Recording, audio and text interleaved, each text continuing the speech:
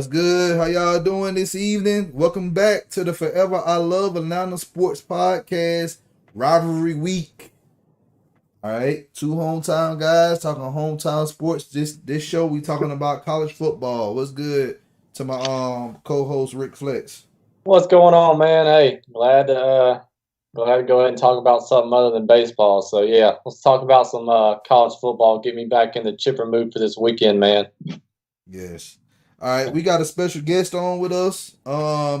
He is an expert. He's more than an expert writer and blogger for Boston College. We just found out this man played quarterback I know. at Boston College. He was the starting quarterback in '98. All right, and guess who was behind him? Tim Hasselbeck. Y'all know Matt Hasselbeck's little brother, but whatever, you know. Scott Motrin. Did I say the name right? It's Mutrin, like motion with the U. That's Mutrin. the best way that I describe it to everybody. Mutrin. It's French. Okay. All right. Tell everybody hello and where they can find you. Well, you can see me on Twitter on smute1214 and on Instagram the same way. Kind of do some pregame and some postgame stuff. I'd love to throw some thoughts out there to kind of give the fans a little bit of my thoughts coming to and before, and as being a former quarterback, I'd like to give some people my thoughts going into the game, things that need to be done, and kind of things that they need to do going into the game. But that's kind of where I go into it, and then at the end I kind of break it all down and kind of see how everything went. Okay. Well, man, we appreciate you coming on, man. So it's a pleasure. Georgia Tech's one of my favorite places. It was in '98 where I actually went down there, and Joey Hamilton, they had a great crew that year. They went 10-2, and we ended up getting a W there going down there in the beginning of the year. So I was pretty psyched to have that W coming down. Our year didn't end up as well as it should have been, but it was nice to get a W coming out of there in '98. all right. Yeah, go ahead and rub it in, man. Rub it in. Well, the best part about that was I think Brad Nessler and Gary Danielson were calling the game, and Evander Holyfield was actually up in the box for that game, and we got a little props going into that game, and it was a nice W. Yeah, no doubt. That's awesome, man. Yeah, it is, man. Crazy. All right. Well, hey, y'all, everybody out there listening, if y'all new to the channel, y'all already know what to do. Hit that subscribe button. Also, hit that like button. Share this content out with the Atlanta Sports Fanatics. And hit us up in the comment section. As always, come holla at your hometown sports podcast. If you're not following us on social media, make sure you follow us on Twitter at FILA_SP. On Facebook, FILA Sports Podcast. Also, if you just want to check the audio out, check us out on Apple Podcasts, Spotify, and Google Play. And you can find us on Stitcher as well. All right, let's go ahead and get into the news for the week for Georgia college sports. Yeah, so not too much craziness going on. To be honest with you, Georgia got a nice 5-star. Imagine that, another 5-star for Kirby. So Smell Mullen, Mundon, actually the number 1 outside linebacker in the state, number 9 nationally. He's going to be making his commitment on the 18th of November. So he went ahead and made that announcement today. Georgia is highly favored. They got Tennessee, Auburn, LSU in the mix. But, it just feels like Kirby Smart just keeps on bringing in them 5-star recruits. So I wouldn't count Georgia out of the race on that. They are the heavy favorites. So, stay tuned for more information on that. As far as Georgia Tech goes, a couple accolades kind of being thrown away. Which is good to see. So obviously Jahmyr Gibbs, their outstanding running back, and their punter Presley Harvin, they both received national accolades this week. So Gibbs was named the Football Writers. I'm sorry, not pro, but the Football Writers Association of America as the freshman All-American watch list, which is a pretty big deal. So shout out to the season he's having, and he's kind of been having to carry that Tech team, as far as him and Simmons goes. And also, Georgia Southern, they also had a few people. Like I said, this week was just kind of an accolade week, throwing out there just some mentions of some players that have been doing well. Good news is no COVID updates to report. So right now all is well in the state of Georgia playing. So that's good. But yeah, so Derek Canteen, Bo Johnson, and Anthony Wilson from Georgia Southern were also named on the All American watch list, which was released on Tuesday. So like I said, a bunch of shout outs to those guys. We know we're getting into heavy recruiting season, so it's gonna come down to, I guess, these last few, visits, that the players are finally getting to see. The news came as soon as Georgia beat Tennessee down that Mims went ahead and committed to Georgia, and that was a fight that Tennessee had been in for a while. And literally, these kids, I mean, at that age, as I'm sure Scott can attest to, I mean, I'm pretty sure you're pretty impressionable when you're out there. You see a team that you're on the fringe of maybe choosing. If you see that team beat down another team you're thinking about, it might make you think a little something. It's about relationships, I know, but I know it's got to help if you've got a little relationship built and you see it kind of come to fruition on the field. And I think that was the case for Georgia, and I think that's going to continue as they see them pump out those first round draft picks. So a lot to see, a lot to take in, but all is bright right now. Before we get into the actual scores of the games. All right, and then also speaking of scores, Georgia State. Let's not forget about them. They're ranked fourth in top scoring in under FBS teams right now. Yeah. They're scoring at least 44 points per game. Yeah, we had shared that tidbit with you. I didn't even know that. And that's a shout out to one of our GSHM guys, Julian Harden. He actually tweeted that out, and I didn't even know that. Had no idea. So shout out, Julian, if you're watching, if you're going to watch later, man. Appreciate you sharing out that information. But, yeah, little old Georgia State, man, 44.2 a game and number 4 in FBS. So, yeah, doing things. All right, let's go for the scores from the past week. Let's be real with y'all. Only one team out of the state of Georgia won, and that was Georgia Southern. Shout out to Georgia Southern. They beat UMass 41-0. They're the only team that took care of business, and then we ain't even talking about collegiate, professional too. So Southern and the Falcons, the only teams that won in the state of Georgia. Georgia State, they lost against Arkansas State 52-59. Georgia Tech, they got pulverized by Clemson 73-7. And UGA, they lost to Bama 41-24. And Don, I gotta ask you, man, did Georgia Tech? Was Clemson pissed off at Georgia Tech for some reason? Man, I do not know, man. I don't know what happened with them, man. Damn, 73? They hung 73 on them boys. Like after you hit 40 points, man, I'm putting my backups in. I'm letting them get some reps. I'm pretty sure the backup scored 25 plus. But they said the punter came in and was at quarterback. Oh yeah. Yep, the punter he made some completions. I'm like, oh man, that's sad. I didn't even want to bring that up, but like, ugh, that's just adding salt to the wound. All right. Yeah. Let's get to the upcoming games this week. UGA, they on a bye week, so they're not playing this week. Georgia State will be playing Troy at 4 p.m. and that game will be broadcast on ESPNU. Georgia Southern will be playing Coastal Carolina at noon, and that game will also be playing on ESPNU. And the game that we're talking about tonight, the game that we're previewing, Georgia Tech versus Boston College, that game will be played at 4 p.m. and that game will be live on the ACC network. All right. So, both teams came off pretty much upset. Well, it wasn't even an upset for Tech. But both teams came off pretty much big losses. All right. Y'all got beat by Virginia Tech. And, we just talked about Tech just got beat by Clemson. But the losses that y'all have, y'all been losing by teams that's been ranked. All right. Both teams been struggling this season. We're like, y'all still trying to find y'all identity. We're still trying to find our identity under Coach Collins, and then y'all got a new coach up there, Coach Hafley. What's going on? let's talk about Boston College first. What's going Identity. on up there in Chop? What's that?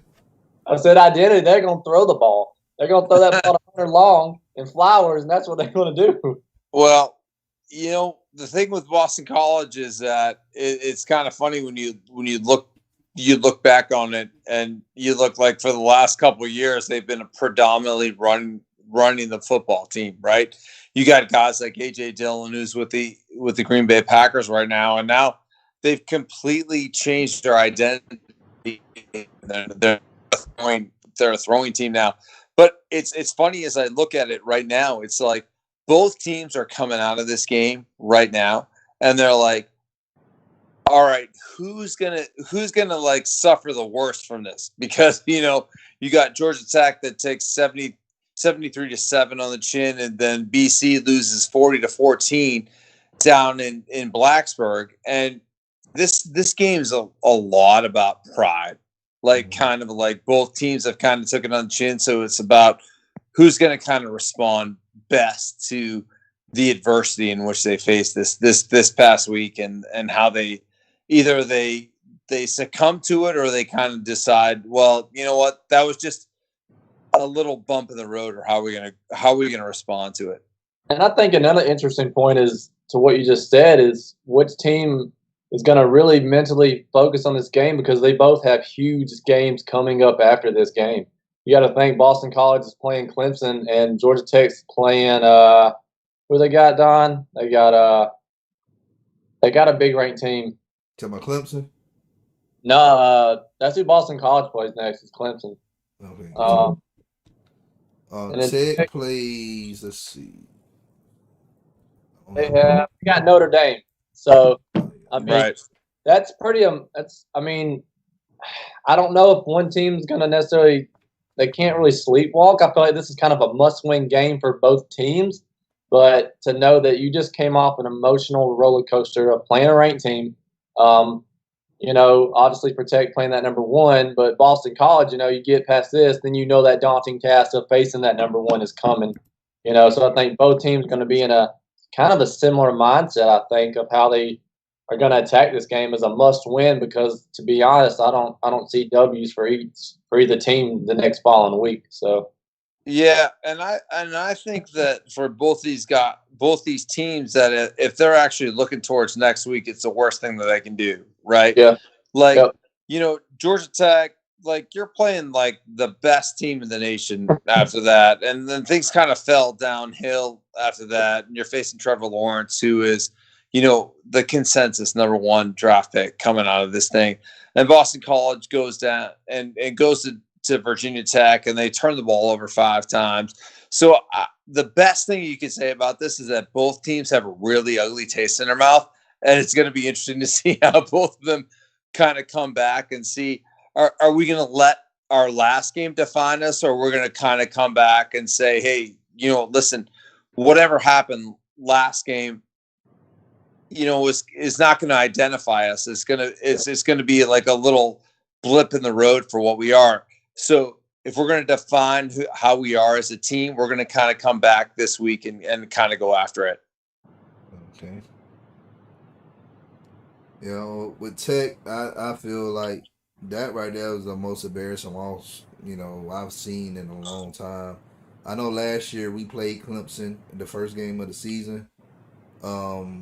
That right there, this game right here that happened last week tops that one. And this is Coach Collins' second year at Tech. Pretty much, if we keep it at 100, most college teams didn't even really get a training camp or spring game, spring training, none of that. So I feel like Tech is still playing behind. They're not really even in mid-season form yet. Yeah, they beat before Clemson. They beat Louisville, which shocked me because I didn't think we had the wherewithals to beat them, But we came out, we beat them, and now, we lost last week, and now we 2-3. We win this game, Saturday we'll be 3-3. We'll be back at 500. That Florida State win's looking a little better now, though, at least. Yeah. I don't know about Florida State. I mean, I think Mac Brown has a little bit of a little bit of history there, but I mean, I can't look at Florida State. You know, everyone wants to look at the history of those guys, but I have a tough time really thinking that Florida State is anywhere remotely close to the Florida State teams that we all know and we've all seen. No doubt. You're right about that. All right. Tech defense to me, you know, they gotta have a bounce back game because those guys, like, after you get a bean like that, you pretty much look at yourself and you look at your teammate and you be like, are we really this bad? I don't think they're really that bad. I just think they just ran into a hot Clemson team, and you know, Clemson is looking good this year. I give them that. You know, right. Trevor Lawrence, he's out for, you know, he trying to get paid. He's trying to become the first overall draft pick in the draft, which, you know, some people are saying right now, but we'll talk about him in another time in this podcast. But Tech got to come out and we got to play. They got to play and they got to get turnovers. What you about to say? Well, I was just going to say that the style of game, I mean, Clemson threw all over Tech. Yeah. And, you know, like Scott said, I mean, obviously they are going against a, you know, consensus number one overall pick, but they're about to face it again. They're going to get thrown all over again. So the adjustments, hopefully they made, you know, midweek can carry over into the game. I know we'll get to the predictions later, but I'll just be honest with you. Got to give that defensive edge, obviously, to Boston College in the game. And if they can't slow down that passing game, then it's going to be a long night for that secondary. Mm-hmm. Yeah. And, you know what? I'm a big believer in college football today is that if you have a great quarterback, it really covers up a ton of your sins. You know what I mean? It's like I use the analogy is that if you got a great quarterback, it makes everybody else look pretty. You know what I mean? Like your offensive line doesn't have to block as hard. Your receivers don't have to do as much.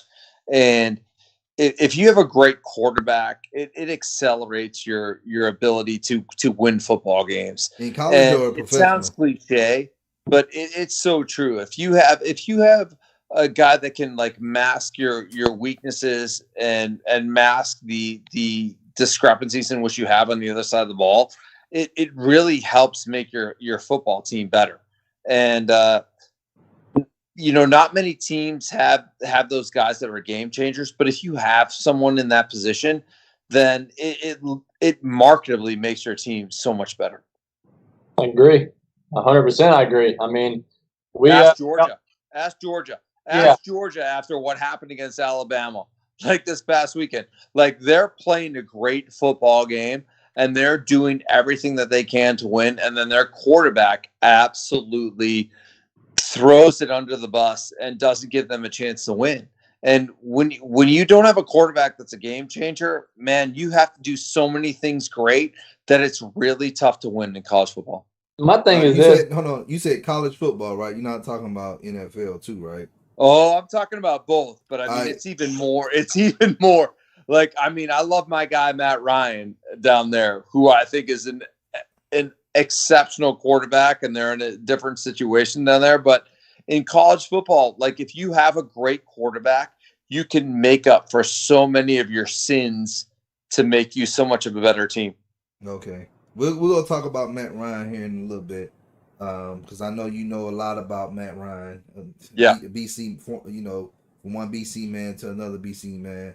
What you about to say, Rick? Undying love and devotion to him, by the way. No, I'm just gonna say he's dead on. You know, watching that Georgia game, at one point, you know, I know it got a little bit late, but I was like, well, you know, Stetson's not going to grow another 4 feet over, you know, the next 3 quarters. These guys are batting these balls down. You know, he was throwing the ball deep and he was missing the receivers because he's trying to get over them. He can't see over the line. You know, and they got JT Daniels on the bench. I don't know what's going on there. But everybody on here knows I'm a huge Tennessee fan. All right. Tennessee's not as bad as we've looked, but to the testament, we've got a 5th-year senior quarterback that still just doesn't know how to read a defense. And why? We look bad. 34-7 against Kentucky. You know, like you said, we couldn't use our run game. wasn't going to be effective. Couldn't throw the ball. They knew what we were going to do. So if our run game got shut down and we had to force to throw the ball, you saw what happened. And it's tough. Like you said, it's tough. Like, you can't mask it, and especially in college at all. But when you look at that, though, what do you notice is like the biggest thing is that you look over is that turnovers and all the things that matters. Like, I watched that game because I was like, it was before the BC game, and you watch, and Tennessee's a better team going into that. But when you turn the football over and you're not able to make plays down the field, then you significantly hamper your team, right? It was frustrating. Cobb's a good quarterback. He's a good quarterback. He makes some good plays. But when you're playing from behind the sticks the entire time, it's really tough to win. It's really tough to win. You got to put your team in position to make plays and to get an opportunity to win in those opportunities. And when they don't do that, then it just puts you so far behind the eight ball that you're constantly chasing it. And when you're constantly chasing it, it makes you you press and then you make mistakes, and that's where turnovers happen. And I mean, you knowing the best. I mean, since you watched the game, I thought it was the handling of the quarterback situation has been very interesting to me with Pruitt. I mean, they threw Stroud out there for one series. He threw a pick. They took him out. You know, they throw Jarrett back out there. He's done throwing 2 pick sixes. We know that. Then they finally let the young gun get in there the last, some garbage time, 10 minutes, Bailey, the future, whatnot. But what was the point? Like, what's the mindset of throwing Stroud out there for one series? I mean, to me that you just lost all confidence in him now as far as his mindset goes. He's got to be thinking, well, damn, one series. Yeah, and I admit it's tough. Like, the biggest thing as a quarterback is, like, you want to get in a rhythm. Yep. And you want to have the opportunity to go out there and make plays. And sometimes, things go against you, and you may think you make the right read, and then it turns against you. But I've always stood behind this. I think, like, the biggest factor for playing that position, it's not about how strong you are throwing the football. It's not about how athletic you are. It's about getting the other 10 guys in that huddle to believe that no matter what happens, that no matter what mistakes you make, is that you're the guy that's going to lead them to victory. You know what I mean? And that's the biggest thing that I think factors into everything, because everyone thinks that all those other things matter. But you know what? If you look in the eyes of those other guys and they believe that if you throw 3 interceptions, that, all right, this guy's going to be the guy that leads me back to that, and this guy's going to be the guy that wins it, they'll lay it all on the line for you, and they will.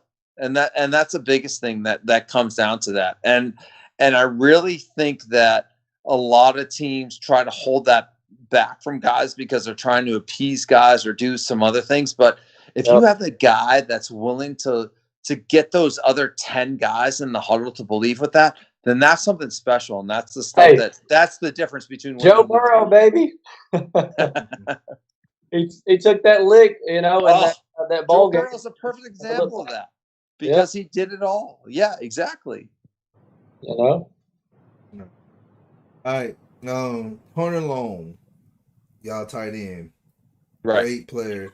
Probably going to be like one of the top tight ends coming out of the if he decides to leave Boston College this year. Right. Will he be a factor this Saturday against Georgia State? I mean, yeah, because you look at it this way. And if you have a guy that can go through the middle of the field, right, and make some plays, and you're the ability to stretch defenses that way, and you're putting.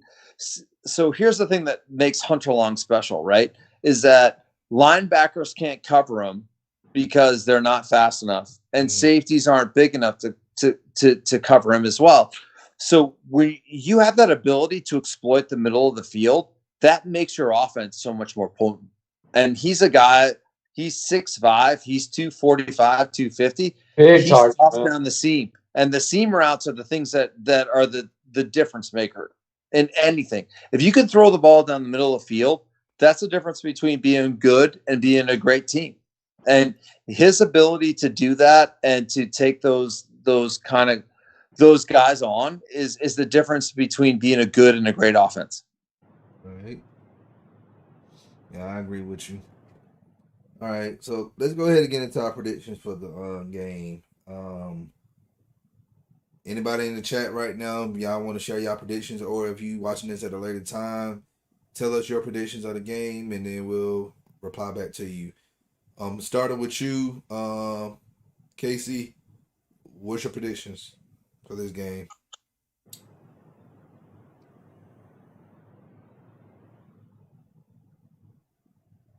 Hello? Can y'all hear me? Yeah, I can hear you. Okay, I think I'll. All right, what's your predictions for the game? Well, I think that for Boston College is that you're going to try to, based on like what happened versus Virginia Tech, you're going to want to limit the amount of time that your defense is on the field, right? And your explosiveness is your ability to get the ball to your playmakers, right? So if you have the ability to get the ball to the playmakers and force Georgia Tech to play from behind, then that's kind of like the script that you want to write. You know what I mean? It's just like you're gonna force them into some uncomfortable matchups. And let's be honest, I mean they're transitioning from the Paul Johnson philosophy into this, so they're like about a year or two away from figuring out the personnel in which they want to have, right? And like last week you faced a team like Clemson, which is completely uncomparable to the rest of anyone else in the country because they're unbelievable, right?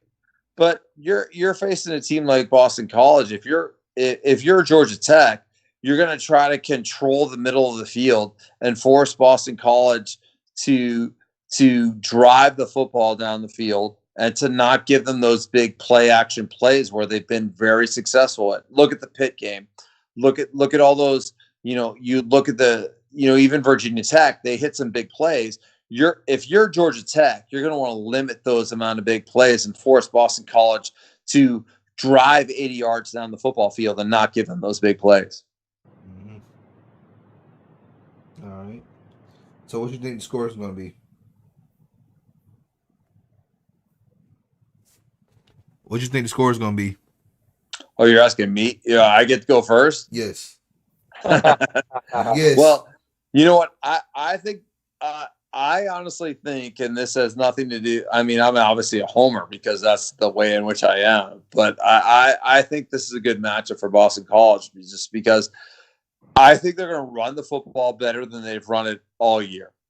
And I think they're going to have the ability to hit some big plays down the field into the passing game. I think Boston College I'm thinking like a 34-17 sort of thing. Okay. Rick? Yeah, no, I saw the over-under was at 54.5, I think. I think it's a little high for me. But kind of like Scott said, though, their ability to take deep shots and kind of exploit the secondary, I don't think that Georgia Tech has enough to slow it down. I mean, I just don't. I think the outcome of the game is going to be decided earlier on than we'd probably like, just because Sims has that kind of uncanny ability to kind of force the ball. So, if they shut his running game down, then and they force him to throw, he reminds me of, Kentucky's like kind of watered down version of touchdown Terry. He's just not grown into that yet. I think he throws a pick or two earlier in the game that kind of derails the game faster. But I don't expect a high scoring game. But I'm going to go Boston College 31, Georgia Tech 21. All right. Well, I'm going to go a different route.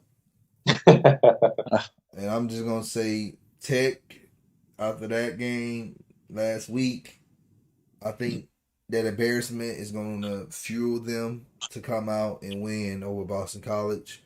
And I say we're going to win this game 28-17. Woo! Woo! I mean, you're going on. That's a significant limb there. I like that. Wow. See, I like Sims as a quarterback. I think that he's definitely, he's got some potential. Yeah. But I think he's probably like, maybe if we said this next year, I would give you a lot more credit. But I just don't think that he's ready this year. Well, yeah. I think that's what I think. I think the youth this kind of comes in and like I said, we've seen him turn the ball over, and I really think that's going to play a factor now. And if he can play a perfect game, I'm not saying he can't. I mean, it's hard for a kid to play a perfect game, but Just the defense got to show. Georgia Tech defense just got to show up. They give him the ball more. They give him more opportunities with the ball. He can do something with it. But coaches, I mean, they find those ways. They watch that film. These players watch that film. They know where to attack. So as long as, in my eyes, as long as Boston College executes their game plan, they'll come out with the W. But that's why they play the game. Anything happens, and that's what's so beautiful about the college sport and just sports in general. So anybody can win, but I just think it's going to be Boston College this Saturday.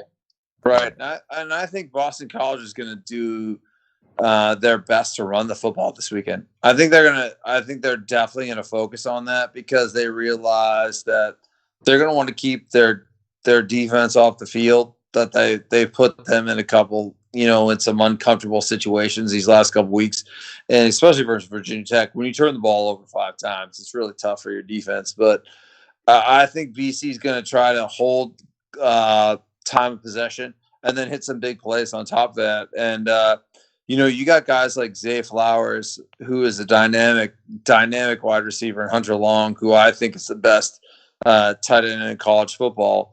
If you give them an opportunity to make some plays in that play action and other parts of the football, that they're going to actually do pretty well. All right, let's get to the bonus question. So we're done talking about the game. I like bonus questions. Out of all the famous Boston College quarterbacks, all right, you got Doug Flutie, who was a Heisman winner. Matt Hasselbeck, he went on, had a good career with the Seattle Seahawks. Then he played for other teams as well. And then you have Matt Ryan. Out of those 3, we're not looking at what they did at BC. We're talking about what they did after they left in the pros. So who's the better quarterback out of those 3? Wow, just be honest. Just be honest with me, man. All right, you're gonna throw it on me, and I'm gonna be 100% honest. All right. So this is tough for me. So Matt Hasselbeck is a great friend of mine. He's a great friend of mine. We competed against each other when we played there. And Doug Flutie is kind of the standard in which everyone looks at Boston College as, because he won a Heisman Trophy and he did so many great things. But I stand behind this no matter what anyone ever says to me. I think Matt Ryan is the best quarterback to ever come through Boston College. And I get mad at the people down in Atlanta and the Georgia area that you don't appreciate Matt Ryan for how good he is. The guy is an MVP. He is the best quarterback that ever came through Boston College, and he's honestly one of the greatest quarterbacks out there right now. And I think Matt Ryan is undeniably an outstanding quarterback. And if it wasn't for an absolute total collapse, you would have a Super Bowl on your shoulders right now. Yeah. So you can say and look at everything that came out of it, but I think Matt Ryan is absolute aces. And I think he is not only is a great quarterback, but he's an outstanding human being. And I'm actually, I can't say it, well, pissed off that he's not getting that everyone wants to like dump on him, because I don't think you realize how great a quarterback you have there. I mean, trust me, Michael Vick was a once in a generation talent, and he was absolutely phenomenal. Don't get me wrong about that. But Matt Ryan is an outstanding quarterback that is probably will go down as the most underappreciated quarterback of all time. And you know what? We agree. I agree. Hey, Hall of Famer? You think he's going to be in the Hall of Fame? Well, so here's the thing. It's like there's a Hall of Great or there's a Hall of Fame. And, how close? He's pretty goddamn close. Right? You know what I mean? The guy won an MVP. And like, you guys think about it this way. And if we pause the game of life right now, right there, when they're up 28-3, like we're talking about Matt Ryan as an unbelievable quarterback, right? Mm-hmm. Right. And if they win that Super Bowl, then who knows what happens? Does it propel them to unbelievable standards on top of it? Who knows? But the fact of the matter is that he played his ass off that game, and he was unbelievable that entire year. And it seems to be that there seems to be a lot of blame going towards him. It's the defense. I don't get it. It's the defense. It's our defense. That, like if you want to win in the NFL, you want to have a great guy at that position. And I think that he's one of the best. And if you want to trade him, and like there's thoughts to this, like, okay, well, the Falcons are where they are right now. Are they better off losing and then getting Trevor Lawrence? Maybe. No. But I think Matt Ryan is a guy. He's one of those guys. He's like, you look at it this way. He's like, you have a beautiful girlfriend that you like and maybe you love, but you're not sure about committing to her. And then all of a sudden she leaves, and then all of a sudden you're stuck with what it comes out of it, and you're like, God, I really wish I had her back. And I think Matt Ryan's that guy. I think that he's non-appreciated into how much he does and how great a quarterback he is. And I think that's kind of a tragedy to him, because I mean he came in an awkward situation. But you look at that, and I really think that he's going to go down as, he may not be a Hall of Famer, but he's going to be one of the great quarterbacks of his generation. But you know what though? Here's the thing. Here's the thing, Casey. He's pretty much like he owns almost every category right now as far as quarterback like stats, and he's up there. Like he just broke John Elway's touchdown record. Like just looking at 5 years from now, some of these other records he's gonna surpass some of these other quarterbacks. He's Hall of Fame. In my opinion. Yeah, you looking at, he ain't got a ring. Okay, well, Dan Marino don't have a ring. Jim Kelly didn't have a ring. You know, right. Randall Cunningham, he didn't get a ring. You know, so, and shoot, John Elway, he could have had a ring but the thing about Denver is, you know, Mike Shanahan came in there, gave him Terrell Davis, and also a run game, and then gave him defense. That's what the Atlanta Falcons need, man. We just need if we get Matt Ryan a defense, who knows what could have happened? You know, who knows what can happen? Because it's not too late for us to win a Super Bowl with Matt Ryan. We just got to get this man. We got to get him a defense. Yeah, he got Julio Jones. You got an offense, but you gotta have a defense to stop somebody. And we've been saying this all along. But yes, this fan base down here in Atlanta, Georgia, I don't understand. They want to get rid of somebody. They want to get rid of Matt Ryan. And they're talking about, man, we need to run the quarterback because a running quarterback, he can escape pressure. He can escape sacks. That's not true. Because Matt Ryan was a third sack quarterback the past couple of years. You know who the first two quarterbacks that was sacked? It was Deshaun Watson and Russell Wilson. Those are running quarterbacks. Right. So, and you played the position at the collegiate level before. You know, I know back then, you know, it wasn't that many mobile quarterbacks coming out, but that's not true that you can run from pressure. You cannot run and escape from pressure. Like, there's defensive coordinators who stay up at night and plan a scheme to keep those running quarterbacks grounded. Well, I think with Matt Ryan, it's his amazing ability. No, don't get me wrong. Julio Jones is a once in a lifetime receiver, right? But he's also had he has Calvin Ridley, and he's had some great complementary talent to him.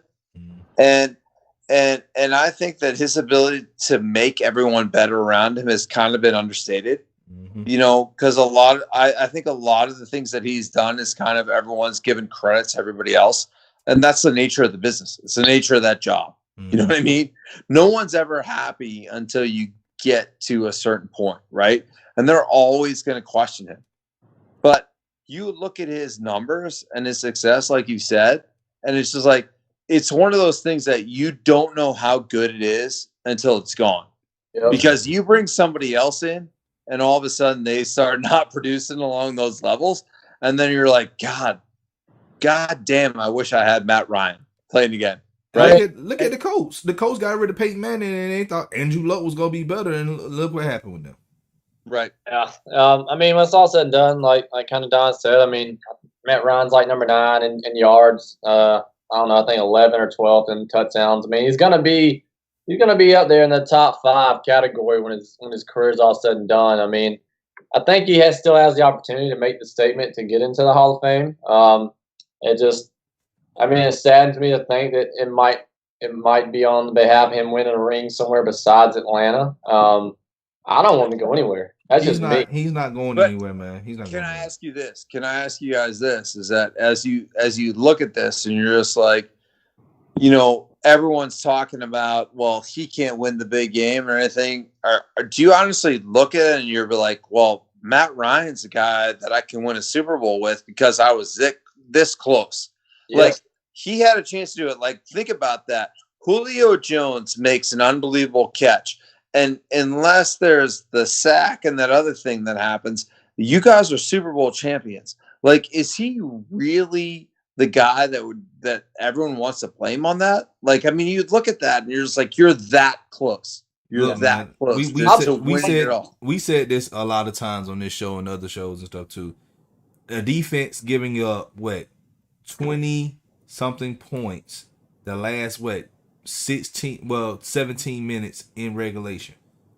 That's not Matt Ryan. Matt Ryan, he gave you 2 touchdowns, no picks, and he put up the best quarterback rating in Super Bowl history. You cannot ask anything else from your quarterback. No. Well, the play calling was trash too. The play calling and trash. You had the offense coordinator who wanted to throw the ball, like just run the ball. Yep. Wait, you guys don't want to blame Shanahan on that end part that they didn't run the football in that time part? I blame him, and I also blame the defense not making stops. Yeah. See, I would err towards the other side of that because you know what? I give Shanahan credit because he's like, you know what? I'm going to go for the throw, and that was their whole philosophy that entire season.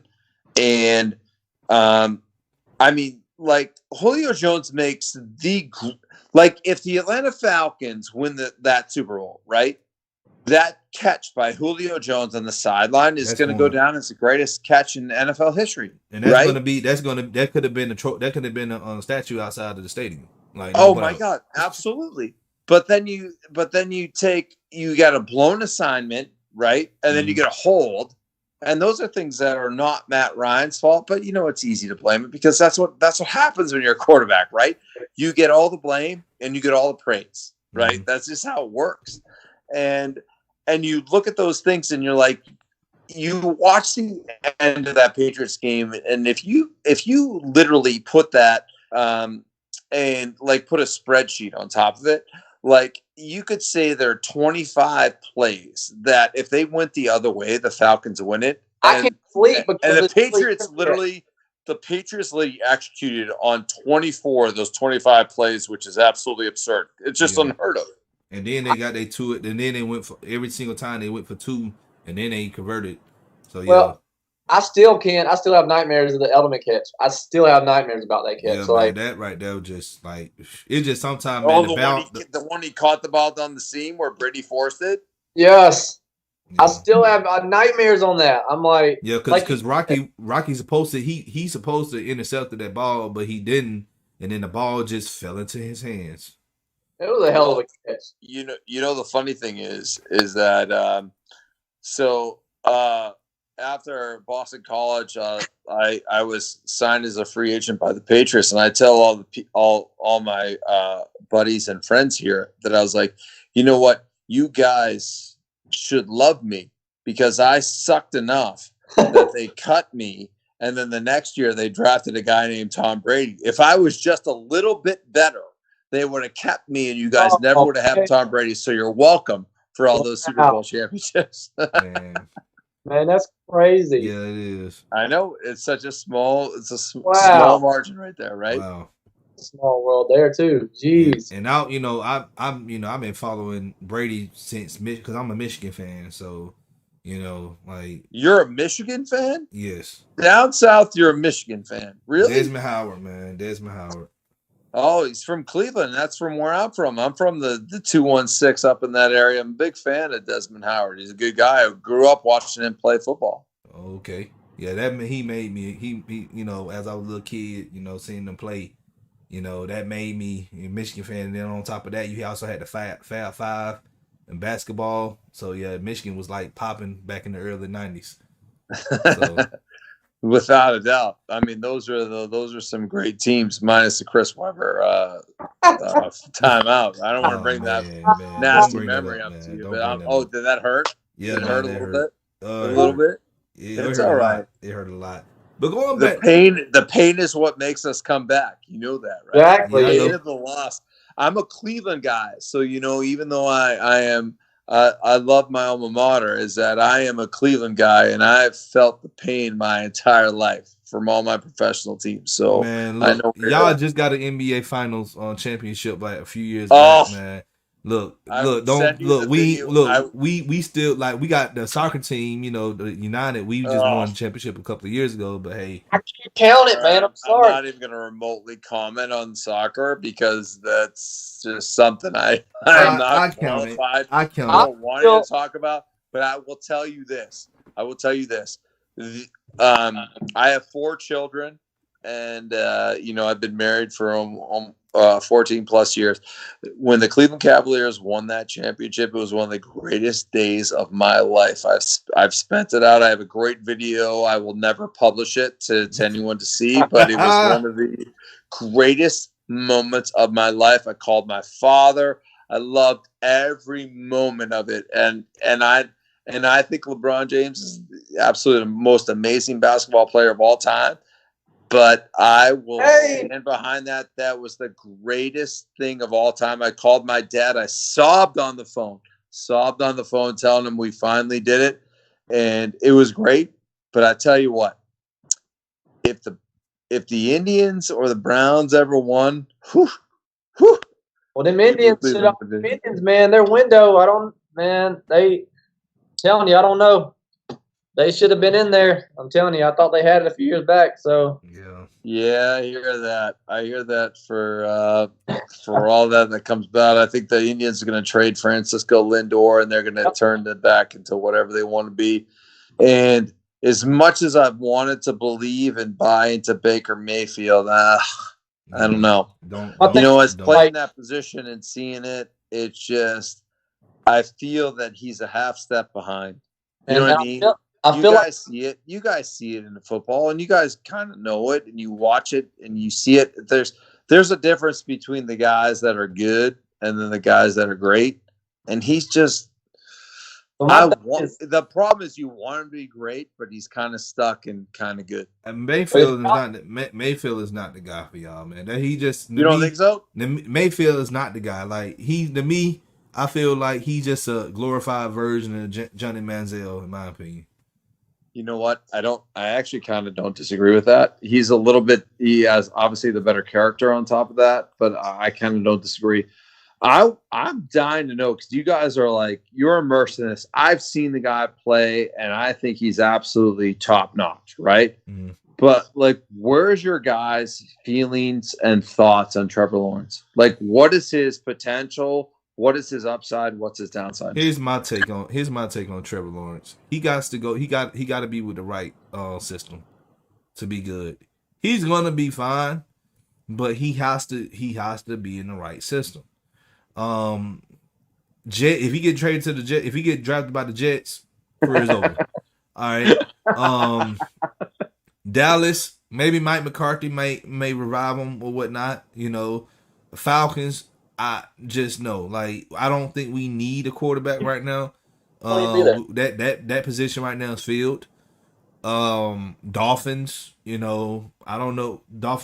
Any team right now. Dolphins aren't going to do it because they got Tua. Yeah, they got Tua, but they don't mean anything. They, how teams are, just like the Cardinals. They got Rosen, and then the next year they drafted. I see what you're saying. Yeah, they drafted Kyler Murray. So anything can happen. Like the Texans, they just signed Deshaun Watson for a long-term deal, but Deshaun Watson's the real deal, by the way. Like, I saw him play in college, and the one good thing about what I do is that I love quarterback play. I was blessed to although my professional or other career did not end out as how I wanted it to be, is that I was fortunate enough to learn from one of the greatest quarterback coaches of all time, Dan Henning, and watching guys and seeing them on the field and I've seen Deshaun Watson, seen Trevor Lawrence, seen Sam Howell and all these other guys.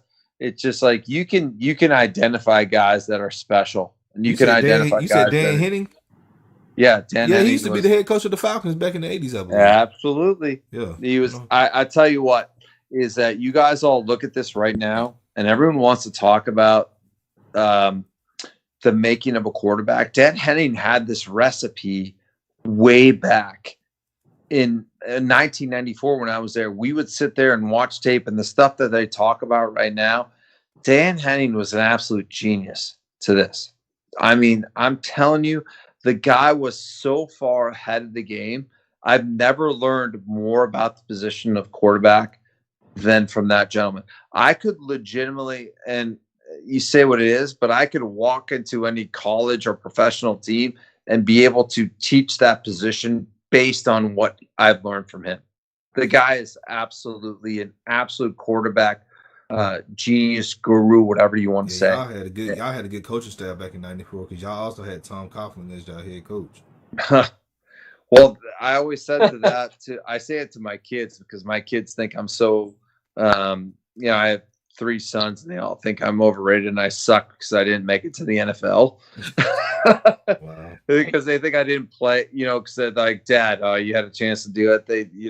You stink. I'm like, I was smart enough that when I decided on where I wanted to go to college, I looked at Tom Coughlin and I said, hey, this guy, I may hate him 6 days a week, but we're going to win on game day. That's right. Like I talked to Joe Paterno, Steve Spurrier, Lou Holtz, all those other guys, and I love Tom Coughlin, and I feel vindicated because he won 2 Super Bowls after I said no. Did you ever I mean, talking to you and see your passion for the game. Did you ever get into coaching or want to maybe get into kind of coaching, after your career? Well, it's a great question. So my wife has actually said that. She's like, you have a passion for this. And I do some quarterback work and I love working with kids back here. Right. But my biggest thing was it's a tough life, right? It's tough. I give these guys so much credit. You're a nomad because based on year to year, day to day, week to week, you never know where you're going to be. Right. I love the game. I love coaching it. I love watching it. And I love breaking it down. And I feel very blessed that I've had the experience and the knowledge of watching it. But I said, you know what? I love you guys. I want to see you guys. And if I get into coaching, I'll never see it. So she's encouraged me, and I love her to death. But she actually, she encouraged me to do it. And I'm just like, you're not going to want me to do this if I got to kind of go away to do it. But I love the position. I love watching it. There's nothing better to me because I can legitimately watch the full 22 stuff, and I can see from before the guy even throws the football where it's going and what's it doing, right? And it's beautiful. I love it. Yeah. And I have 3 sons, and none of them play football. And it drives me crazy because I'm just like, are you shitting me? Because I'm like, I got 3 kids and they play hockey and do other stuff, but they never want to play football. They up there in North, see you in Boston, so they're gonna that's the thing. Hockey's king up there. I know, but I mean, I'm a Midwest guy. I'm a Cleveland guy, an Ohio guy. Football is what I grew up with. I grew up with a football in my crib. It's the greatest thing. My uncle played professional football. Everyone did it. And my sons are like, I love football, Dad, but I just never want to play it. And I'm just like, oh, it kills me. But he says, it's one of those things. He says, I love the game. And I'll tell you guys this. You guys will love it. It's the beauty of this. You watch it on TV and I'll pause it and put it on TV. And I'll be like, you see what the safety's moving on? They're like, Dad, will you just stop? Because I just don't care because they don't want to see it. I'm like, I know, but if he went the other way, break it down, absolutely perfect. And but you know what? We watched the game just like that too, because I played it, and I played safety, so I know, So, Well, You were the guy. You were the guy I was trying to deke with my eyes my Yeah. entire life. That's what I was taught. If I can move you, I can move everybody. Exactly. All right. So, Yeah. but let me go back to Matt Ryan one more time. We're gonna go ahead and Go call it ahead. an evening.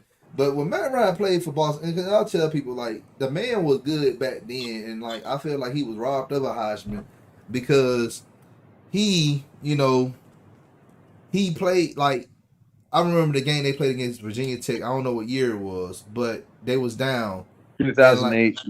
okay, and he threw the scoring the game winning touchdown drive on Chandler, I believe.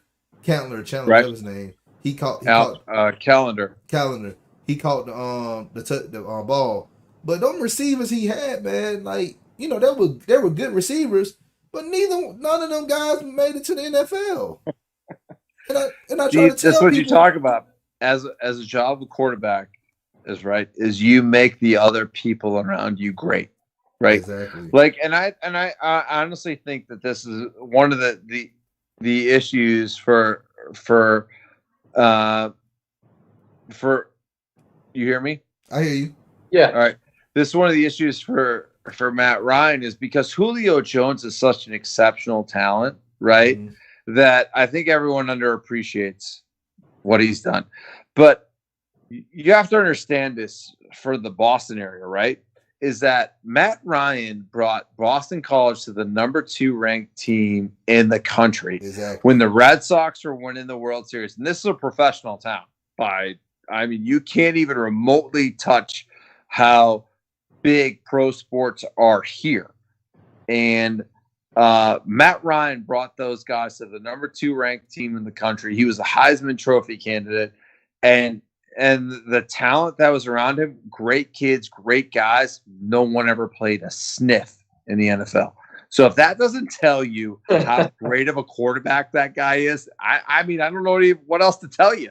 I mean, he made the best out of everybody that was around him. And I think that was the biggest testament to him is that when you make other guys around you great and better, then that's you're doing your job and that much more. Yep. Exactly. You ain't lying, man. And I've been, just been trying to tell people that, but finally somebody who who Well, played, so why does everybody hate him there? Because he's never going to be Michael Vick because Michael Vick is the most electric. There you go. Right there. That's because of Michael Vick. But let's be real, man. Vick was good, but he's not Matt Ryan. Like he didn't put up the numbers that Matt Ryan did. He ain't had the game winning drives that Matt Ryan put up. Like right. Matt Ryan has more game winning drives than Vick had winning games as a Falcon. Well, it's just that he's not as sexy as Michael Vick. I mean, come on. Exactly. Like how much do you guys remember? Like if you guys will go down to your grave, how much do you remember that run versus the Vikings? Oh, where he takes that in overtime and wins it. It's you'll never forget it, right? Yeah. Right? Yeah, you're right. Right. It is that. And then you look at the body of work outside of that, and you're just like, well, actually, Matt's body of work is much better. It's just not as sexy. Yeah, it's not as sexy as what Michael Vick did. Well, you got to think that run is one of the best runs in NFL history. Yeah. But what did he do? Michael Vick was a outstanding athlete that could have been a lot better if he was a little more accurate of a quarterback, right? Exactly. From that position. But his pops were so much greater, and that because of that, everyone remembers the magnificent moments, but they don't remember the 10 for 27 moments where he didn't, he couldn't complete a pass and he didn't do some other things that led him to it. But then you have a guy that wins the NFL MVP, but because of other failings along the way where they're up 28-3 in the third quarter of the Super Bowl, and all of a sudden he's got to wear that as that's his badge that he's. And I feel though that you got to really put a pulse on the people that are saying this. Get the trash, social media clickbait out of there. the true fans, the ones that really know the game, that watch the game, I would say that 90% want him here. You got that maybe 5 to 10% that really don't even maybe know the game at Yeah. all. And that's the problem. So, and that's what I hate is that those 5 to 10% are making such a loud noise that it pisses me off. Because when I think of Michael Vick, I think about that run, and I think about him beating the Yeah. That's it. That's what I got. That's all you got. Right. That's all you have. But And it's not your fault because that's what's like right in front of your face. Those are the things that you remember. That's the thing that, like, if you turn on Sports Center or you do any of those other things, those are the things that you see. But you have to remember the body of work. Yeah. And I think the biggest hindrance to Matt Ryan is that no one really appreciates the body of work, because he's just kind of, he does what he does, but he's been very successful. But I mean, come on, for Christ's sake, the guy won an MVP. He's an MVP. Exactly. And everyone still wants to try to find a way to knock him down. And that's the thing, man. Folks just get mad. And Anthony, man, appreciate you, man, watching the show. And you right about everything you saying about, he made receivers not outside of Julio and Roddy and Tony Gonzalez. They came here, put up good numbers, and they went somewhere else and then never heard of again. Sanu and Harry Douglas and Taylor Gabriel, those guys. All right. So I love that. I love that guy brings that point up, because that's an absolutely awesome fact. But the fact of the matter is, unless you got a guy that can pull the trigger and get those guys the ball, does it really matter? Like, you can have all those guys and they can be great, but if you don't have a guy that can pull the trigger and give them the football, does it really, really, really matter? Because look at all these teams that have great talent around them and their quarterback can't get them the ball. That's a big factor. That matters. That matters. It does. And I think it's one of those things that, like, you look at I think the Atlanta fans are going to come back, and if Matt Ryan decides to retire after this year, they're going to be like, God damn, I wish we had a guy like Matt Ryan. It's one of those guys that he's underappreciated. You know what I mean? Well, you know what I'm saying? Yeah, we've been telling people this, man. My thing is, like, you touched on it earlier, and it's not just his body work on the field, but it's the way he carries himself. I mean, if you want to think about a true professional, my God, I mean, this guy is literally someone to look up to. I mean, the way he carries himself off the field, he does all the right things, and it's not all football related, and it's bigger than football. Children's Hospital, giving millions of dollars to Children's Hospital. Right. He's against racial inequality. Been supporting the community, giving money out to the inner city. Like, he's been doing a lot down here in Atlanta, and folks still don't want to get this man his due diligence. Like, I saw a post after we won Sunday, and he was known as the NFC Player of the Week, and the passing yards too, because he's second. I think he's second on the list. He's right behind Dak.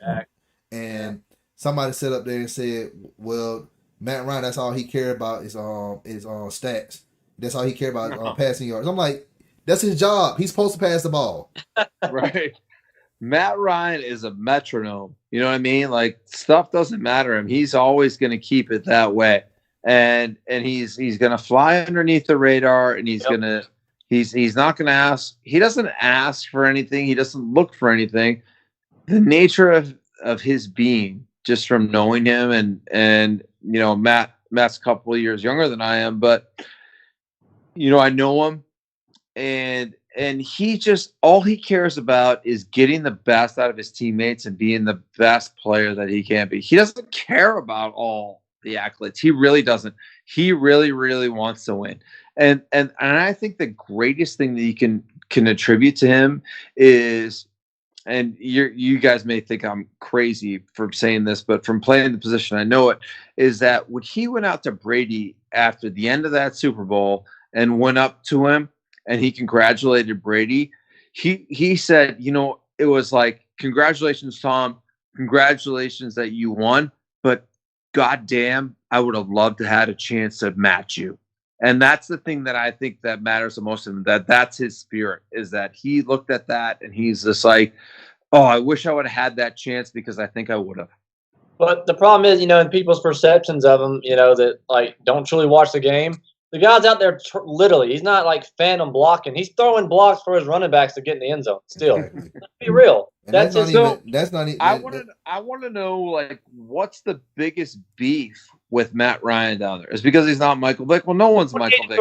If he would have won that Super Bowl, that's just my opinion. For those people, there would be at least 95% less slandering. If you No. So if Matt Ryan wins that Super Bowl, is he statuesque? Outside of your guys' play? No, let me tell you something. If we would have won that Super Bowl, I feel like Matt Ryan's still not gonna get the credit that he deserves. The reason why Matt Ryan gets the slander because he's not Michael Vick. Most of these fans became fans of the Atlanta Falcons because of Vick. If we keep it at 100. Right. If we keep it at 100. I love that. Anytime I interview, anytime I ask somebody just walking around, hey, how you become a Falcons fan? I may hear somebody say something about Deion Sanders, or I was a fan, or older head, or I was a fan, when they first got, the team back in '66 with Tommy Nobis and those guys, or but most time I hear, oh man, I became a fan of Vic. Oh, Vic was fire back then. Like that I'm telling you, that's it. That's it. But like, folks, I'm telling you, and if we would have won that game, they would have put all the credit on Julio Jones. Either Julio Jones or because you Grady really Jarrett. Think so? I'm telling you what I know. I don't think so. I'm telling you the fans, right? They will sit up there and they say, well, Julio, he's good because everybody say that. Oh, Matt Ryan good because he got weapons. I'm like, everybody got weapons. Every team got weapons. Like Peyton Manning, he had weapons. He had Reggie Wayne. Right. He had doggone Marvin Harrison. He had doggone Adrian James. Like, and then he had Dallas Clark as his tight end. Like, everybody had weapons. Well, I guess I never asked you this question. Why'd you become a fan of the Falcons? Because I was born into it. I've been a fan for 32, about to be 33 years in a couple of weeks. Who's that first Falcon though that you saw that you're like, well, damn, all right? What'd you say? Who's that first Falcon that you were old enough, to watch and be like, all right, I can get down with that? Deion. It had to have been Deion Sanders because that's when I was like old enough to to like, oh man, this man good. Him, Andre Rison, those guys. Yeah, the Moon was the beast, man. But like, I guess I'm a baseball guy, so I watch things differently. But my dad died hard, so I grew up into it too. But like, it's funny though. Like, all I can always think about, I don't know why, is Morton Anderson. He's just like built into my brain, So like. The kickers, man. He's more associated. More associated. Do me a favor, just don't talk about kickers. I absolutely hate kickers more than anything else in the entire world. The most worthless position in that field. If you talk about fucking kickers, you're gonna make me lose my mind. And the fact that you're a baseball fan and you could still look at yourself because after the Indians lost to the Braves in '95, which is terrible umpiring, by the way. But terrible umpiring. What's going on? But please don't talk about kickers, or I'm literally going to jump out my window right now because they're the most worthless human beings out there. I mean, whatever. They're the skinny guys that can kick the ball. Like I can't stand them. They've done nothing positive to the game. If we could eliminate them, I'd be the happiest guy in the world. Wow. That's a lot. I know. I'm the worst. Oh my God. Like, you can't even like remotely think about that. Like, think about that. Like kickers, like we had Morton Anderson and all those other guys had a chance to do positive things. And I think a kicker has the hardest job though. Wait, they have the hardest job to do their job? It is a job. They do get paid a lot. But you got to just go out there and do it. You kick it through the uprights. And do your job and be anonymous. That's like, to me, that's what I can't stand the whole like, oh, he pinned him deep and he did all this other stuff. I can't stand it. Like, that stuff doesn't even matter. Like, if the other guys do their job, then none of that shit matters. Like, it's so bad. Oh, I don't like it. I hate him. All right. I like that hot take. That's a good hot take. I'm so bitter towards him. I'm sorry. I've had bad kicker experience into that whole time. I just can't help it. I hate that I went on that tangent, but I'm just No, telling you, I'm man. just not You a good, kicker man? guy. You good? All right. Well, hey, man, we've been talking for over a good hour and 15 minutes. So hey, we gonna go ahead and pretty much call this a show, man. But hey, Casey, man, appreciate you coming on, man. It's been an honor for you having you on, talking about the game this weekend against Tech versus Boston College, sharing your date, sharing your memories of playing with Boston College, and also telling us your real not opinions but facts on Matt Ryan. Once again, let everybody know who you are, where they can find you. Well, you can find me on Twitter. I'm smute1214 smute1214 on Twitter, and it's the same thing on Instagram. I put out some pregame and postgame thoughts on top of that. I try to be as real as I can be, without a little personality into that stuff. So hopefully everyone can take a look at it and like it. It's one of the things that I do some other things for real life, but this is like my passion. I love this. It's I followed this football team since I played with them, and check it out. It's just one of those things. I try to add a little spice to it and give my own 2 cents and try not to be too generic into it, but it's something that I really enjoy doing, and it's something that I've done for the last 7-8 years doing it, and hopefully they'll let me stay around for a little while if I keep shitting on kickers. Make sure your kids footballs for Christmas too. I know. Can you believe that? Can you believe that as an Ohio guy that like none of my kids play football? How bad am I? Am I the worst dad of all time? Hey, how old are they again? So I have a 13-year-old, I have a 12-year-old, and I have a 10-year-old. The 10-year-old wants to play football, and he does it, and it's actually kind of funny.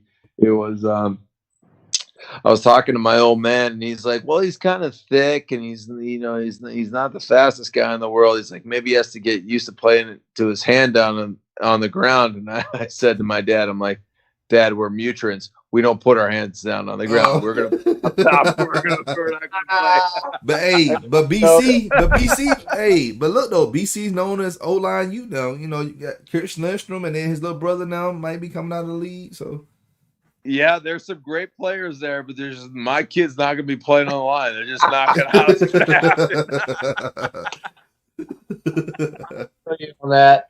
Yeah, I just can't do it. I just said we're not gonna put our hands down on the ground. That's not how it's gonna work. Oh, you'll have a little trio, man. You never know what'll take off, man. Yeah, I hear you. Exactly. Well, thanks for having me, guys. This is a blast. I really enjoyed it. Hey man, anytime a Georgia team play Boston College again, we will have you on again, man. So hey, we'll keep in touch.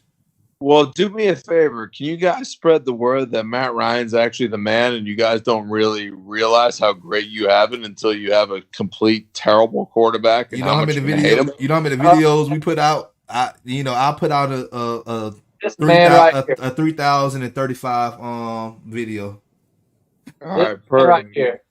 He is literally every day. And the other thing was if he was a bad guy, it would feel even worse. But he's an outstanding human being, but he's an even better quarterback. And I can't understand why everyone wants to hate him.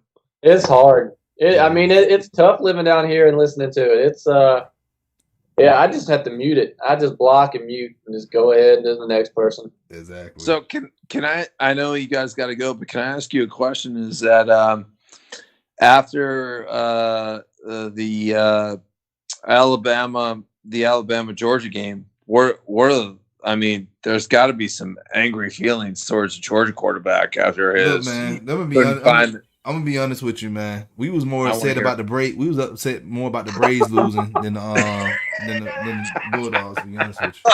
All right, so I seen that L coming. I seen the L coming from Bama. I ain't even gonna lie. Well, you were the Tennessee fan. I mean, the Kentucky whooping was terrible. The problem is, are you happy with Pruitt's? Are you happy with Pruitt's excuse coming out of that win? I'm not happy with any that loss. I want to hear both sides of this. Yeah, no, I'm not happy with any excuse. But my thing is how do you go from hanging in with Georgia in the first half? Obviously Georgia made those second half adjustments. Right. As you said, our quarterback play has not been great. It hasn't really, honestly, been good to even keep us in the ball game. And uncharacteristically, I mean, Jarrett does not throw many interceptions. If you really want to break down his career, he hasn't.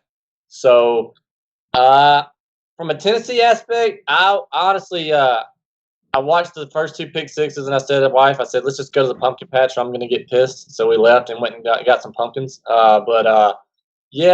We had owned them. That's the first time they've won since 1984 in Knoxville. Right. That was the year I was born. But the excuses that he used, I wasn't pleased with the program. And if you've heard anything, he fired the D-line coach. Why would you fire the D-line coach? I don't care if you got beef or not. The D-line is not the problem. So, if the D-line, it's not the problem, okay? The offensive line, they're supposed to be 5-star offensive line all across the board for the first time. They can't protect our quarterback, okay? That's what led to what happened against Georgia. Let's put it that way. The kid could not hold on to the ball because he's getting his face knocked into the ground every 5 seconds. So if you can't protect him, then there's nothing you can do. But you still got to not throw the ball to the other team, right? Yeah. We got to kind of be in that same agreement, right? Even though no matter how good, throw the ball away. They are. You still got to be able to throw it. Away. Live to play another down, right? So right, respect it. But the thing is, down here in Georgia, as far as the Georgia fan base goes, all my best friends are huge fans. My dad's a huge Georgia fan. The first person I saw really throw a football I paid attention to was Peyton Manning, so I was born into loving Tennessee. That's just how I fell in love with him. But I'll tell you this: Peyton Manning and I, we were the when we were coming out of high school. Peyton Manning and I were the top recruits, and we talked to each other all the time, going into where we're going to go to our college visits. Yeah, I've known him since I was 17 years old. Wow, great guy. Yeah, one of genuine awesome guy, by the way.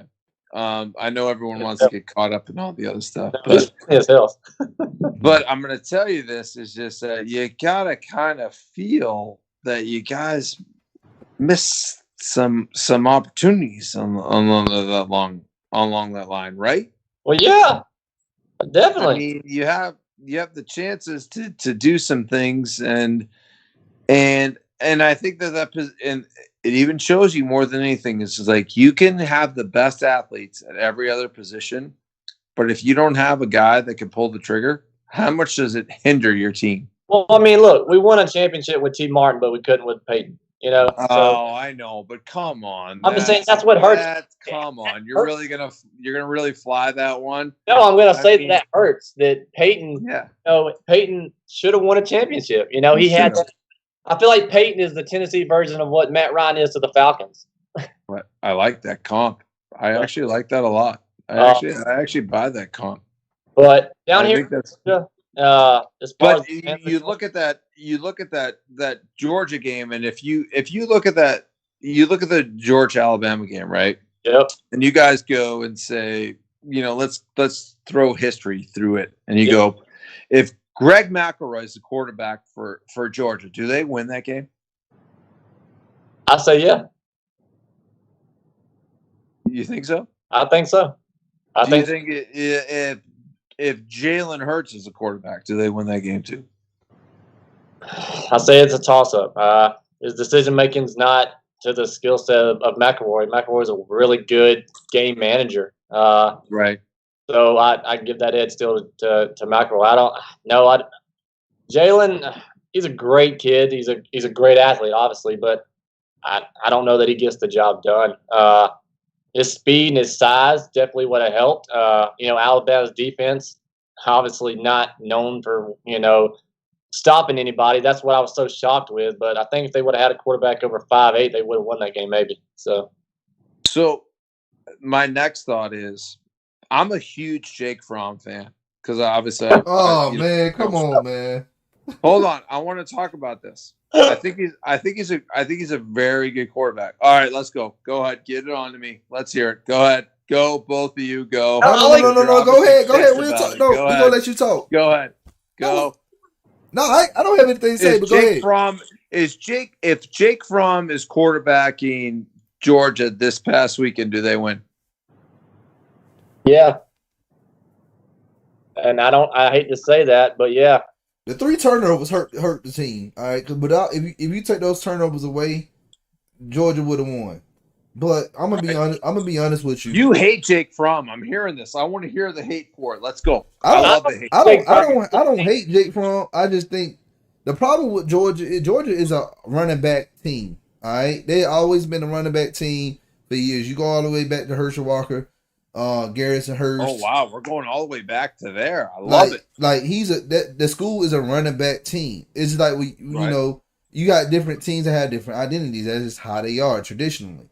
I think as far as quarterback go, and we had Matt Stafford, we had Aaron Murray, but I think the best quarterback that Georgia will have is this kid coming out of South Georgia, Brock Vandagriff. He's going to be the best quarterback Georgia ever is going to produce. No, you can't say that. You can't say that. Can I I'm telling you what I know. Can I respectfully disagree and see the best quarterback you had is playing quarterback at Ohio State right now? Justin Fields? Can I? He can't even read the defense. Be mad at me for that? He can't even read mad at me for that? He can't even read the defense. Man. Really? I don't know about that. He cannot read. No, he cannot read the defense. Well, guess what? He's going to get a chance to probably read Georgia's defense if they can finish it out. He's also going to be a top 10 pick and make a whole lot of money. So if he can't read defense, then I'm not read a defense and make the amount of money that Justin Fields is going to make. Look, this is my problem. This is my problem with Georgia. All right, I don't know what really happened, but I don't know if there were promises made. I don't know. No. Jamie Newman. You can't. But you got to think about Georgia in this way.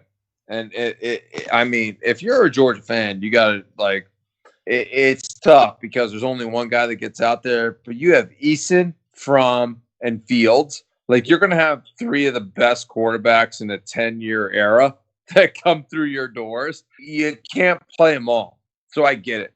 Yeah. And I'm a huge Fromm fan because I liked his tenacity. I think he had some moments where he could have been great.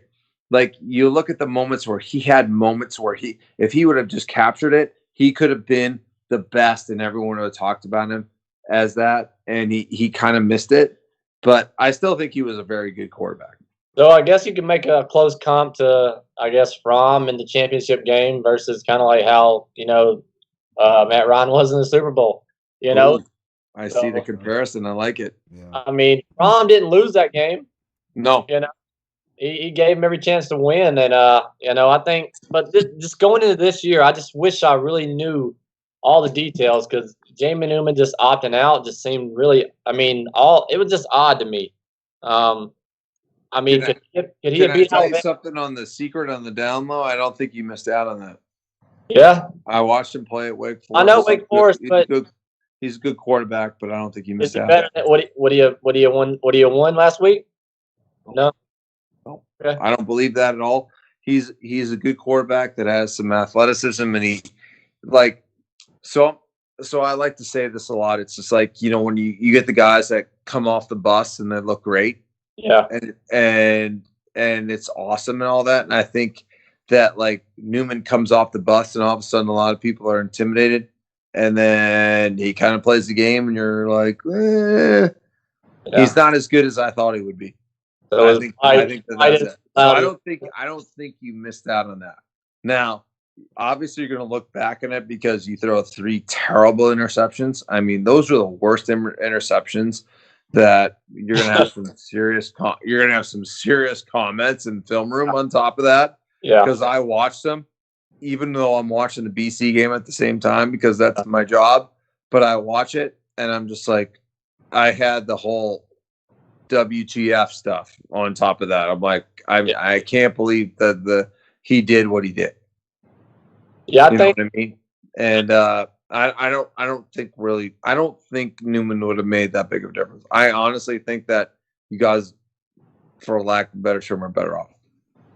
I mean, their options right now. I mean, they're going to throw JT out there. Are they going to give him? JT should be out there. I don't know how. I mean, he got cleared finally medically. I don't know where he truly stands or feels personally. That's up to him on him. But he the guy tears it and then loses his job. I mean, he was doing good before that. So I mean, he's a big bodied guy that I just don't. Stetson's one of those guys that you root for. Okay, he's that underdog player that he's See, the dog. this is where you got called. Yeah. Right? This is the beauty of this, right? Yep. So you get caught up in the whole I want this guy to be so good, right? Yep. Because he's such a good story and you want it to be that way and you will him to be better than what he is. Yep. Right? And that's the worst thing that can happen because you get caught up in the emotion of that instead of just being like, I just want the best guy to play. Right. Right. And you're just so you get caught in the I'm cheering for this guy, but yet I'm so willing to overlook blinders on the 3 terrible fucking interceptions that sorry for my language. The 3 fucking terrible interceptions that he threw. I mean, they were terrible. Those are absolutely they had them beat. Yep. If he just throws it to the right fucking guy, then you're talking about a totally different situation, right? So you hope that the coach sees that they're coming off a bye week now and makes an adjustment, right? I mean, you got to open up you got to open it up now, right? Do you trust Kirby to do that?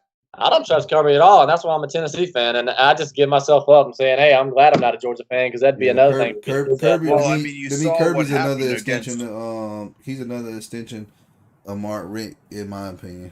But oh my God, that is actually spot on. Because I know a ton of Georgia fans that have said the same thing, that Mark Richt couldn't win anything about that. And I respect that take. The thing is, though, John. What's that? I see. The thing is, though, about that is, to me, he's doing the same as Mark Richt, but with better players. So, I mean, is he better than Mark Richt? No. Exactly. You're the same. Georgia, the brand is going to continue to recruit players. That's Georgia. But the coaching has to make the right calls, the right adjustments to win championships. Yeah. So do you honestly think, so I look at it this way, and it is what it is. But I say to this, I'm just you look at the talent that Georgia has, there's no reason that they can't beat Alabama. There's no reason that they can't. There's no reason. Top 3 defense in the nation. Yeah. Yeah. You got the talent. You have the athletes to do it. So the question is what differentiates you from them? You wanted it? Mental is mental. When they That's a huge fact. When they see Nick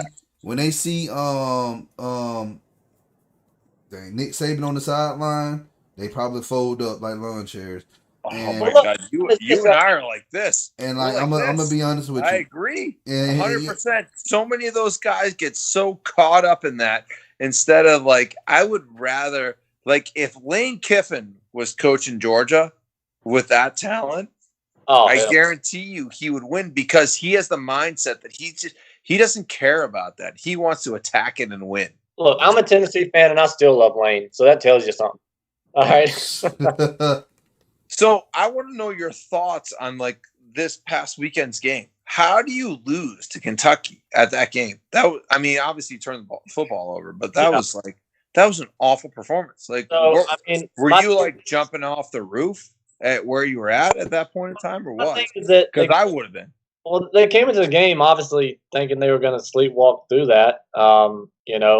Clearly, that got.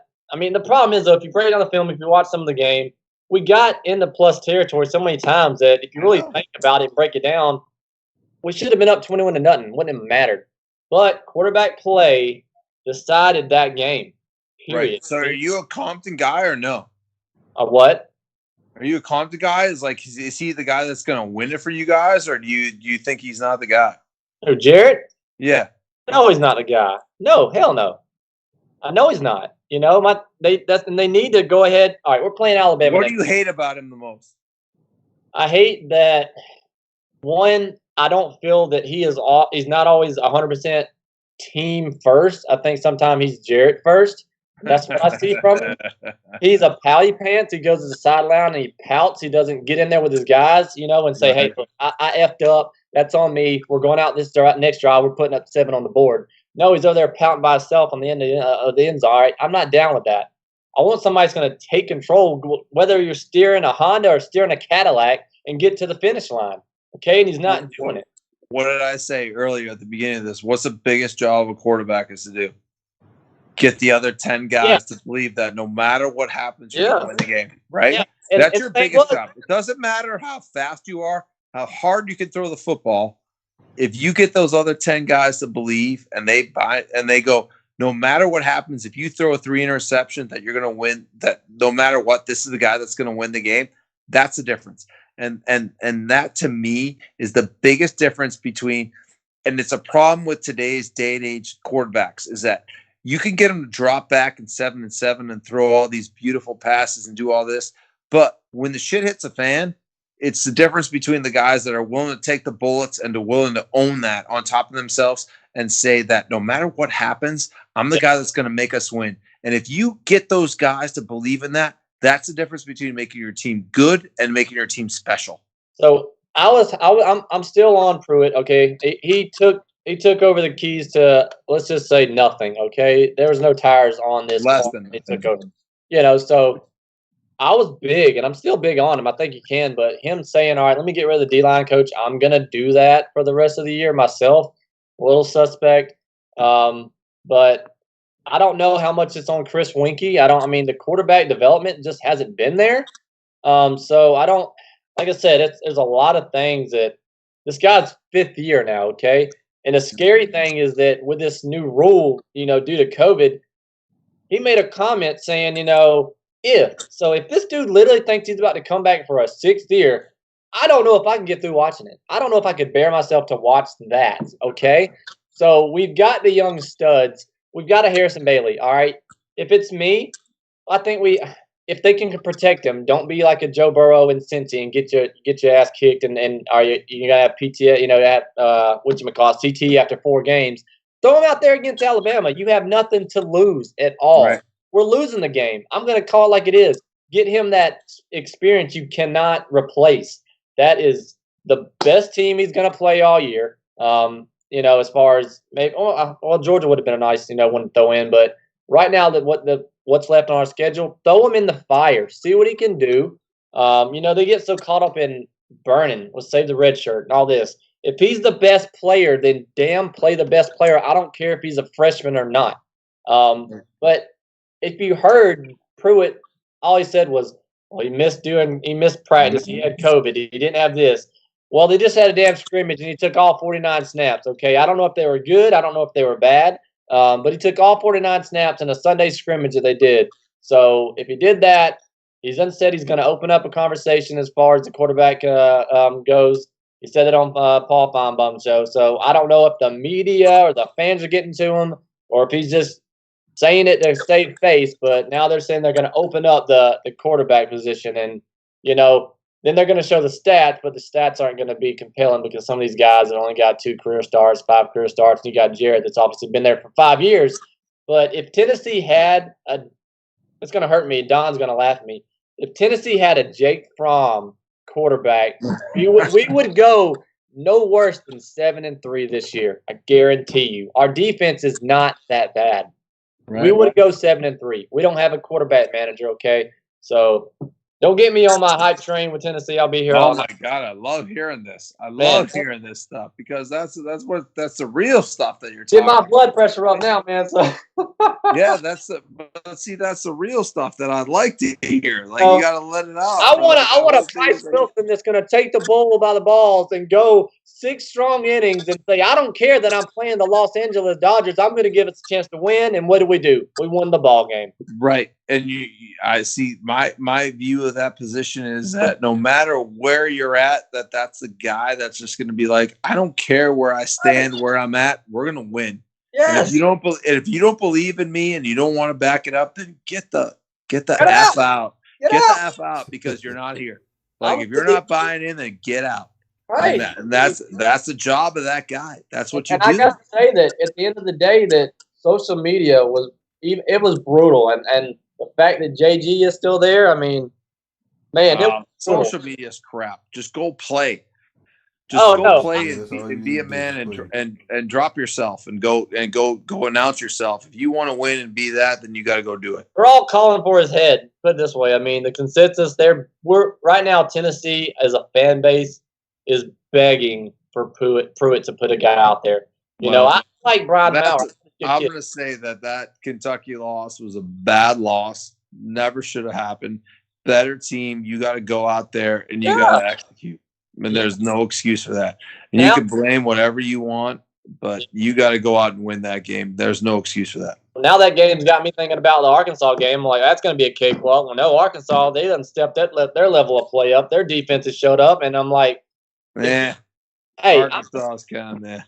Hey, I don't buy the Arkansas stuff. I mean, I like what they're doing there, but I mean, come on. Well, I mean, if you got somebody throwing pick sixes back to back, I mean, you could pretty much give up a fight against anybody. So yeah, I hear you, but I still think I still think that's a good team, but you can't be a great team unless you got to take care of business on your own home field. Yeah, I mean, I already called it. I mean, right now, I think Tennessee finishes 6-4. Plays in another bowl game nobody cares about. I think Georgia runs the table. They beat Florida, and I think they have their revenge game against Alabama. Wait, they don't beat Florida. Come on. I think they do. Kyle Trask is a great quarterback, and there is no way they beat. I'm gonna die on that hill. I'll be happy to die on that hill. They are not going to beat Florida. No way, no how. Georgia, I will bet how many. I have 4 kids. I'll bet 2 of my kids' lives on that. It's not going to happen on that. Wow. And I love them to death, but that shit ain't going to happen. Okay, I mean, not where I'm from. That's not going to happen. They ain't going to win that game. Come on. I mean, look, like I said, I'm not a Georgia fan, but from what I've watched and witnessed and played.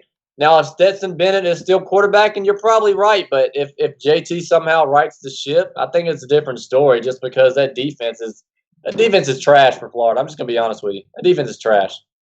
So, but yeah, I'll agree with you. Kyle Trask he's definitely propelled himself into the upper tier of the SEC quarterback play easily. Not a big Florida fan at all, but I think Georgia wins that game, man. They just own that if JT is there. So yeah, I don't know, man. They may end up making a change. I think they got a bye week right now to reassess themselves and see what's gonna happen. So we'll see. Freeze up. Yeah, it froze up. So. Oh, yeah. All right. All right, well, look, y'all, this is probably a good time to go ahead and end the show. Casey, appreciate you coming on, man. I don't know if you can still hear us or not, but man, we enjoyed it, man. Been on air for like hour and 45 minutes. So we gotta get him to get Hasselbeck on the show, boy. Yeah, we gotta have him come on, man, and his phone probably died. Yeah, his phone probably died, but hey, y'all, appreciate y'all joining us. Hey, stay tuned tomorrow. I got a special show, a live show tomorrow morning. I'm going to be doing a show on Brandon Staley, the defensive coordinator for the Los Angeles Rams, Don's favor. And I will be doing my Friday prediction tomorrow. Anything that you got coming up, Rick? Yeah, I'm gonna y'all stay tuned this week. As y'all know, the World Series is wrapping up, but we're going to dive into some I'm going to go ahead and touch on the DH Bleacher Report put out, the possibility of there not being a DH and getting rid of the DH rule next year. I'll give you my take on that and how that'll affect the Braves moving forward. As we all know, there's a hot topic the Braves want to bring back. So I'll be breaking down the DH and the possibility of it staying or possibly leaving next year, and that's going to be coming up. All right. All right. Well, hey, it's a lot of content coming out. Appreciate it. Hey, y'all, we over 1K. We're pretty much over 1,100 subs right now. Keep going strong. So without y'all, you guys, hey, it never happened. So we appreciate y'all. We're going to have an appreciation show soon. We just need to figure out the date that we're going to do it. Yep. So appreciate y'all. Hey, if you're new to the channel, you already know what to do. Hit that subscribe button. Also hit that like button. Share this content out with other Georgia college sports fanatics, and then hit us up in the comment section. As always, come holla at your hometown sports podcast. All right, guys, be good. All right, y'all have a great evening. See y'all Sunday. I'll see y'all. I'll see y'all tomorrow. Tell them boys play time's up. Tell them